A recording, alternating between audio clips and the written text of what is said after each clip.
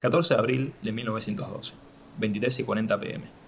Es una noche de estrellas brillantes, aguas tranquilas y sin luna. El transatlántico, RMS Titanic, se encuentra en la cuarta noche de su travesía, rumbo a Nueva York, cuando avista un iceberg enfrente suyo, demasiado tarde para poder esquivarlo. 2 horas después, el revolucionario navío desaparecería bajo las aguas heladas del Atlántico, dando nacimiento a una leyenda que cautivaría la imaginación de la gente, a más de 100 años de su hundimiento. Estos son 5 datos interesantes del Titanic que tal vez no conocías.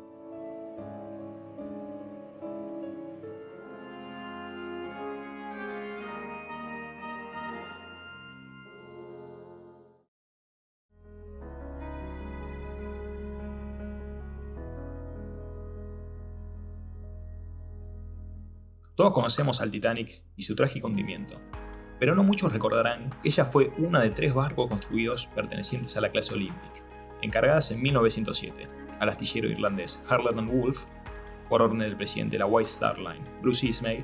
La clase Olympic buscaría dar competencia a los nuevos barcos de su contrincante, la línea Cunard, que un año atrás, en 1906, había logrado dominar el mercado transatlántico con la introducción de su moderno dúo de barcos, el Lusitania y el Mauritania. La primera de estas hermanas fue el RMS Olympic, dotado en 1911.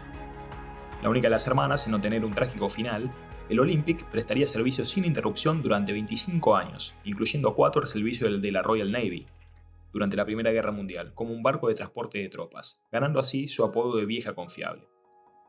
Terminó su carrera en el año 1935, habiendo quedado obsoleta en comparación a los modernos barcos de la época, como por ejemplo el RMS Queen Mary, y sería desguazada en el año 1937. La segunda de la camada sería el RMS Titanic, completado en el año 1912, e iniciando su viaje inaugural el 10 de abril de ese mismo año. Se hundiría 4 días más tarde, cobrándose la vida de 1.500 personas. La última hermana fue el RMS Britannic, completado en el año 1915. Ella presentaría grandes mejoras con respecto a sus hermanas, principalmente por las lecciones aprendidas del hundimiento del Titanic 3 años antes. Por ejemplo, se le agregarían más botes salvavidas con un sistema de lanzamiento automático, los compartimentos estancos se elevarían en su altura y todo el barco sería provisto de un doble casco. Estas mejoras harían que el Britannic hubiese sobrevivido sin mayores complicaciones un accidente como el de su hermana. Corriendo la Primera Guerra Mundial, el Britannic sería enlistado a la Royal Navy una vez lanzado y asignado a la tarea de barco hospital, para luego golpear una mina en el mar Egeo en 1916 e hundirse enfrente de la isla de Ceos. Sería después hallada virtualmente intacta por el explorador francés Jacques Cousteau en el año 1975.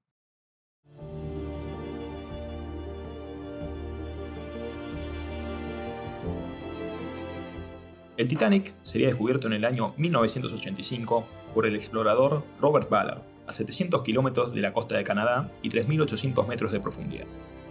Lo que pocos saben es que en el año 1982, el Dr. Ballard solicitó a la Marina de los Estados Unidos financiamiento para su nuevo diseño de sumergible de grandes profundidades, que lo ayudaría en su búsqueda del Titanic.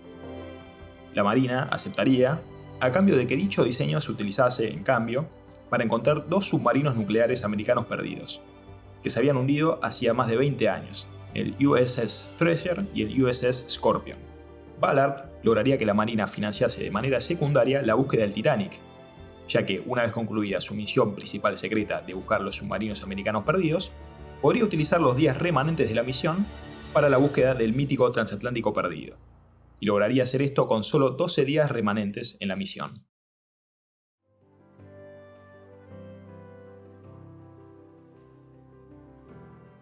Las probabilidades de encontrarse en un accidente naval son infinitésimas.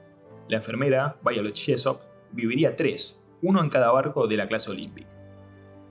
Nacida en Argentina en 1887, comenzaría su carrera naval a los 21 años y, 3 años más tarde, conseguiría el prestigioso puesto de azafata de a bordo en el RMS Olympic, hermana mayor del Titanic. Su primer evento desafortunado ocurriría el 20 de septiembre de 1911, cuando el Olympic, saliendo de Southampton, colisiona con el barco de guerra HMS Hawke, abriendo un impresionante agujero en su popa. A pesar de esto, y gracias a la tecnología revolucionaria del Olympic, lograría mantenerse a flote y volver por sí mismo a puerto para reparaciones. Un año más tarde, Violet se encontraría nuevamente como azafata naval, pero a bordo del Titanic en su viaje inaugural. Durante la evacuación, sería de las afortunadas personas que conseguirían un lugar a bordo de un bote salvavidas, para luego ser rescatada al día siguiente por el RMS Carpathia. Su último accidente vendría en el año 1916, en plena Guerra Mundial. Habiendo sido alistada como enfermera en la Royal Navy, sería asignada a la hermana menor del Olympic y el Titanic, el Britannic, el cual estaba desempeñándose como barco hospital en el Mediterráneo. En 1916, golpeó una mina en el mar Egeo, obligando a su evacuación. Una vez más, Jessop se subiría a un bote salvavidas para escapar del coloso herido. Su mala suerte no terminaría ahí. Durante la evacuación, el capitán del Britannic dio la orden de intentar salvar el barco encallándolo en la cercana isla de Ceos, por lo cual los motores seguían encendidos. Debido a que el barco se estaba hundiendo por la proa, las gigantescas hélices del Britannic quedarían al descubierto en su popa, y estas arrastraron al bote salvavidas de Violet hacia ellas, destruyendo el barco y matando a la mayoría. Violet logró saltar del bote justo a tiempo y luego describiría del hundimiento. Hundió su cabeza un poco, después un poco más y un poco más. Toda la maquinaria sobre la cubierta cayó al mar como si fuesen de juguete. Después comenzó a hundirse violentamente, su popa a cientos de metros en el aire, hasta que, con un rugido final, desapareció en las profundidades. El ruido de ella yéndose al fondo con una violencia inimaginable. Jessop continuaría su carrera naval, para después, años más tarde, retirarse en Suffolk, en Gran Bretaña. Muere en 1971 a los 83 años de edad.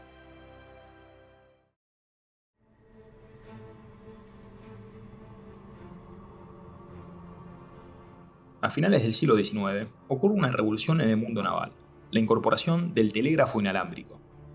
La transmisión de radiación electromagnética, teorizada por el británico James Maxwell en 1864 y confirmada por el alemán Heinrich Hertz en 1887, fue introducida al mundo de los barcos de la mano del pionero italiano Guglielmo Marconi. La compañía Marconi, primera en el mundo de su tipo, acapararía rápidamente el mercado naval con sus transmisores inalámbricos, y el Titanic recibiría un modelo de última generación, de potencia inédita, que le permitiría enviar sus mensajes a grandes distancias. Los encargados en el viaje inaugural serían los jóvenes Jack Phillips, de 25 años, y Harold Bride, de 22 años. Sus tareas principales, dado que eran empleados de la compañía Marconi y no de la White Star Line, era transmitir mensajes de los pasajeros de primera clase hacia Nueva York, aunque también estaban obligados a pasar información crítica al capitán, como por ejemplo avistaje de témpanos o pedidos de auxilio de otras naves. La noche anterior al hundimiento, el equipo transmisor sufrió una avería. Los empleados de la Marconi tenían terminantemente prohibido tratar de reparar máquinas averiadas, pero Bride y Phillips, ambos hobbyistas de la transmisión inalámbrica, pondrían manos a la obra y pasarían toda la madrugada reparando el equipo. La siguiente noche, luego del impacto de las 23:40 p.m., ambos operadores mandarían los vitales mensajes de socorro, trabajando sin descanso y ajustando el transmisor de manera constante para aprovechar la decreciente potencia eléctrica del barco. El último mensaje, que enviarían a las 2:10 de la madrugada, con el agua alcanzando ya el puesto de mando, dice: SOS, SOS, CQD, CQD, Titanic. Nos estamos hundiendo rápido. Pasajeros subiendo los botes. Titanic. Por la fuerte pérdida de potencia de transmisión del barco, el Carpathia, el barco que venía en rescate del Titanic, no recibe este mensaje. 10 minutos después, el Titanic desaparece bajo las aguas del mar. No cuesta imaginarse cuánto peor hubiese sido esta catástrofe si ambos operadores no hubiesen logrado reparar la radio. Ningún barco hubiese venido al auxilio del moribundo Titanic, y los afortunados pasajeros en los botes salvavidas hubiesen quedado a merced del frío Atlántico. Jack Phillips moriría esa noche de hipotermia, su cuerpo nunca recuperado, y Harold Bride sobreviviría, muriendo en Escocia a los 66 años de edad.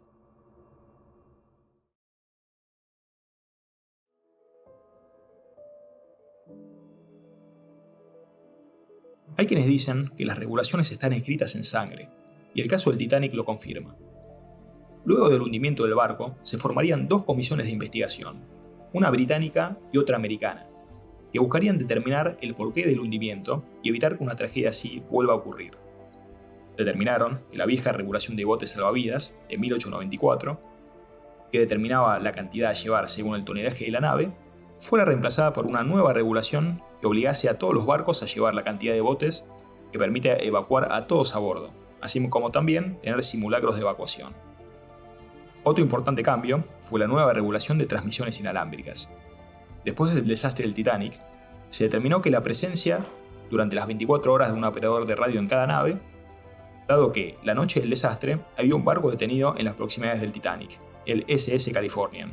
El Californian podría haber llegado al Titanic antes de hundirse, pero su operador de radio había terminado su turno a las 11 p.m. de la noche e ido a dormir, por lo que los llamados de auxilio del Titanic no fueron recibidos por nadie.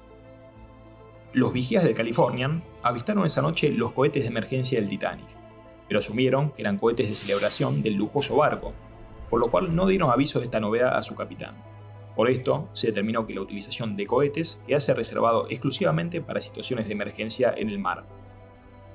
Por último, se creó la Patrulla Internacional de Hielo, con la finalidad de rastrear la presencia de témpanos peligrosos en el océano, cercanos a las líneas marítimas comerciales y poder dar aviso de ellos. Esta patrulla sigue activa aún hoy en día. Si disfrutaron el video, por favor recuerden dejar su like, suscribirse al canal y también comentar si hay alguna temática que les interese que cubramos en el futuro.